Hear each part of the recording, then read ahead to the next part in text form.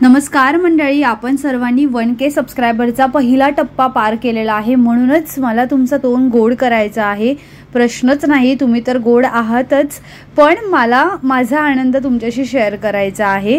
ह्याच आनंदामध्ये मी आज तुमच्याशी खूप मस्त पारंपरिक आमची रेसिपी सिक्रेट शेअर करणार आहे. ही रेसिपी जर तुम्ही इतरांना विचारायला गेले तर सहसा कोण सांगत नाहीत आणि परफेक्ट रेसिपी परफेक्ट प्रमाणासहित आज फ्रेझी फ्रेंड्स किचनवरती तुम्हाला ही मिळणार आहे.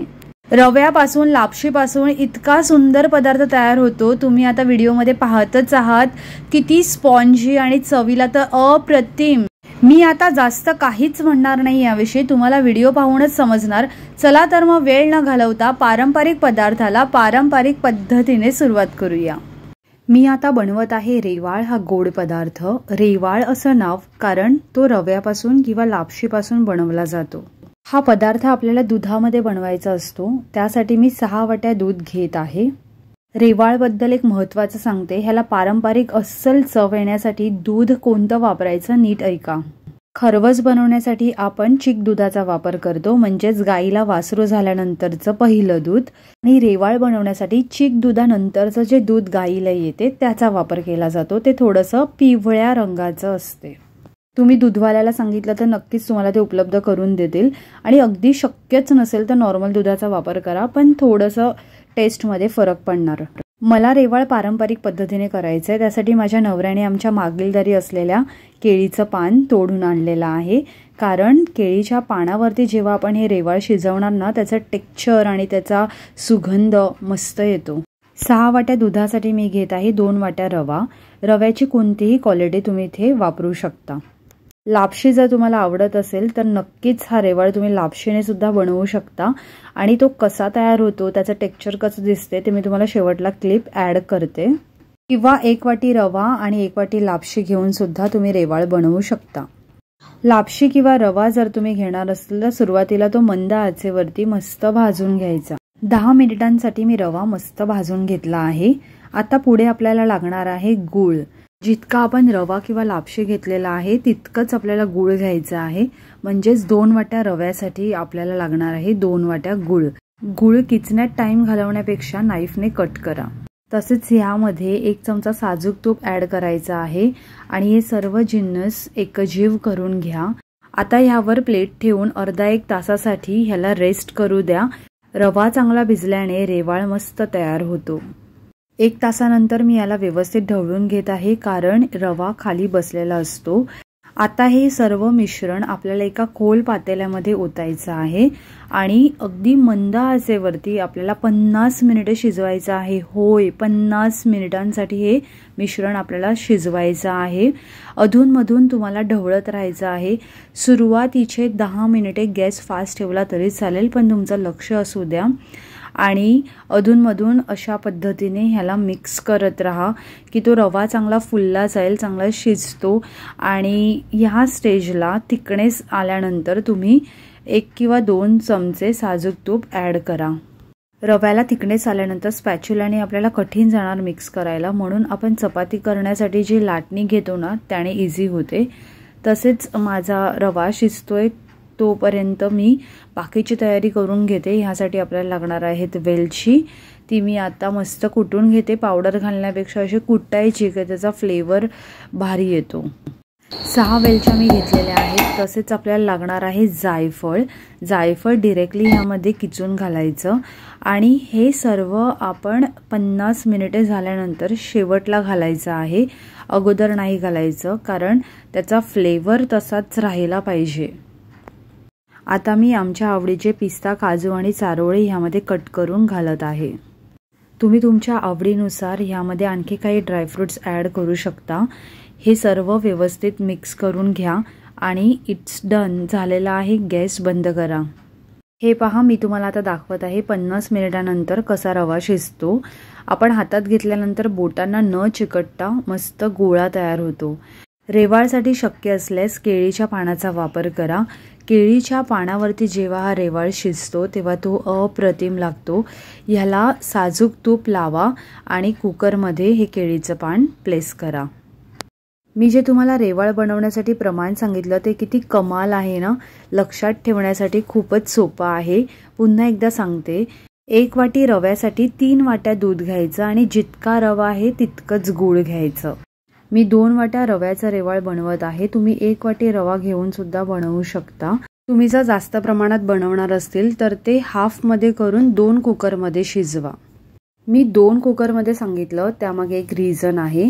जर तुम्ही 4 वाट्या रव्याचं रेवाळ बनवत असतील आणि त्यासाठी जर तुम्ही मोठा कुकर घेतला आणि सगळं एकदम प्लेस केलं तर बघा, रेवाळ झाल्यानंतर शेवटला तुम्हाला दिसेलच त्याचा जो एक बेस असतो, केळीच्या पानाचा जो त्याला लेयर आलेला असतो, मस्त कलर त्याला आलेला असतो, तो प्रत्येक तुकड्याला मिळाला पाहिजे आणि तुम्ही एकत्र घातल्यानंतर ते स्लाइसेस मोठे होणार। त्यामुळे तुम्हाला सांगितलं ते अर्ध करा।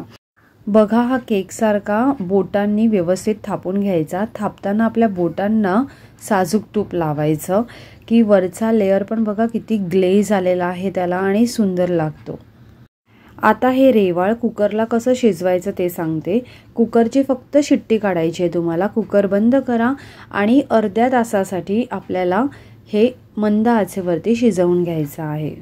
अर्ध्या तासानंतर आठवणीने गॅस बंद करा। कुकरला हात न लावता त्याला व्यवस्थित थंड होऊ द्या, कारण थंड झाल्यानंतर हे रेवाळ चांगलं सेट होते आणि काढायला पण इझी जाते। तुम्हाला या वाफा दिसत आहेत याचा अर्थ मी लगेच ओपन केलेला आहे, कारण मला तुम्हाला दाखवायचं आहे कशा पद्धतीने शिजलेला आहे। चला, पुन्हा मी हा कुकर बंद करते आणि याला थंड होऊ देते। नंतर मग मी तुम्हाला दाखवते बाहेर कसं काढायचं आणि कशा पद्धतीने शिजलेला आहे। हा बघा, थंड झाल्यानंतर असा सेट होतो आणि केळीचं पान असल्यामुळे कुठेही चिकटत नाही, काढायला इझी जातो। तर ह्याला मध्यभागी नाईफने कट करायचं आणि मग इझिली आपण ह्याला बाहेर काढू शकतो अशा पद्धतीने। मी जे तुम्हाला या रेवाळ बनवण्यासाठी टाइम सांगितलं 50 आणि 30 मिनिट म्हणजे टोटल 80 मिनिट्स, तर हे ऐकून तुम्हाला असं वाटलं असेल की माझ्या स्वतःसाठीच 10 मिनिटे दिवसातून मी देऊ शकत नाही, तर ही 80 मिनिट्स मी आणू कुठून? तर काही नाही, आमचा नाश्ता आणि जेवण बनवता बनवताच मी रेवाळ कुठून तयार केलं मला सुद्धा समजलं नाही। आणि आपण दुपारी रेस्ट करतो ना, त्या पद्धतीने ह्याला देखील रेस्ट करायला ठेवलं आणि संध्याकाळी चहासोबत आम्ही ह्याचा आस्वाद घेतला। हे पहा, 2 वाट्या जेव्हा आपण रवा घेतो ना तेव्हा एवढ्या साईजचे तुकडे आपण करू शकतो। हा जो गोल्डन ब्राउन कलरचा बेस तुम्हाला दिसत आहे ना, ही कमाल फक्त केळीच्या पानाचीच आहे, जी तुम्हाला बटर पेपरने मिळणार नाही। केळीच्या पानाचा फ्लेवर ह्यामध्ये अप्रतिम उतरलेला आहे आणि तुम्ही ते पाहू शकता। मी तुम्हाला दाखवत आहे किती स्पॉन्जी तयार झालेला आहे। माझा नवरा तुम्हाला आता कट करून दाखवत आहे। तुम्ही पहा, रेवाळचा प्रत्येक तुकडा किती सॉफ्ट आहे आणि जिभेवर 100% वितळणार इतका सुंदर हा रेवाळ तयार झालेला आहे। याच पद्धतीने तुम्ही रेवाळ बनवा, नक्कीच तुम्ही 100% देणार। ही रेसिपी, माझा हा व्हिडिओ फक्त तुमच्याजवळ न ठेवता तुम्ही तुमच्या मैत्रिणींना, आईला, काकू, मावशी, ताईंना सगळ्यांना पाठवून त्यांचंसुद्धा तोंड गोड करा। 80% स्त्रिया ह्या नोकरी करणाऱ्या असतात, त्यामुळे त्यांच्याकडे इतका वेळ नसतो हे सगळे पदार्थ बनवायला। त्यामुळे तुम्ही जर बनवून हा पदार्थ विकला तर ह्यामध्ये तुम्ही मार्जिन काढून स्वतःचं प्रॉफिट कमवू शकता। आहे की नाही अप्रतिम रेसिपी? एखादा पदार्थ आपल्याला बघूनच समजतो की तो किती अप्रतिम तयार झालेला आहे। असा हा सुंदर चमचमीत चविष्ट स्पॉन्जी रेवाळ तुम्ही घरी बनवा, नक्कीच तुम्हाला चांगले कॉम्प्लिमेंट्स मिळतील आणि ते कॉम्प्लिमेंट्स मला कॉमेंट करून नक्की सांगा। तुमच्या रेवाळचे फोटोज तुम्ही मला फेसबुक आणि इंस्टाग्राम फ्रेझी फ्रेंझी ह्या पेजवर पाठवू शकता। मी 100% शुअर आहे की तुम्हाला ही रेसिपी नक्कीच आवडलेली आहे, त्यामुळे आपल्या व्हिडिओला लाईक करा आणि पुढे येणाऱ्या अशा पारंपरिक नवनवीन व्हिडिओसाठी सबस्क्राईब करून पुढे शेअर करा। पाहूया माझ्या नवऱ्याला हे किती आवडलेलं आहे। थँक्यू। त्याचं हे फेवरेट डिझर्ट आहे जे मी त्याच्यासाठी न चुकता नेहमी बनवत असते। हा रेवाळ तुम्ही गरमागरम चहा कॉफीसोबत खाऊ शकता किंवा डिझर्ट म्हणून जेवणानंतर ह्याचा आस्वाद घेऊ शकता। अशा पद्धतीने खायच्या अगोदर प्लेटवर न सजवता केळीच्या पानावरती सजवा, खूप भारी फील येतो। मी ज्या रेसिपीज तुम्हाला दाखवत असते त्यासाठी मला माझ्या आजीचा, मम्मीचा आणि मावशीचा सपोर्ट खूप आहे. ही माझ्या मावशीची रेसिपी आहे जी मी तुमच्यासोबत शेअर केलेली आहे, त्यामुळे तुम्ही नक्की ट्राय करा. तुकडा तोडतानाच तुम्हाला दिसलं असेल किती सॉफ्ट तयार झालेला आहे. आता मी तुम्हाला एक टिप सांगते, ती फॉलो करा. हे रेवाळ आपण फ्रीजमध्ये ठेवणार नाहीत, कारण फ्रीजमध्ये ठेवल्याने त्याची टेस्ट दुसऱ्या दिवशी लगेच कमी होते. आपल्याला हे बाहेर ठेवायचं आहे आणि बाहेर ठेवल्यानंतर काय होते, मुंग्या मावश्या बसलेल्याच असतात. त्यामुळे प्लेटमध्ये पाणी ठेवून स्टँड ठेवायचा आणि त्यावर तो डब्बा ठेवायचा की मुंग्या डब्यामध्ये शिरू नाही शकणार. हा बघा, मी लापशीचा सुद्धा रेवाळ बनवते. अशा पद्धतीने दाणेदार तयार होतो.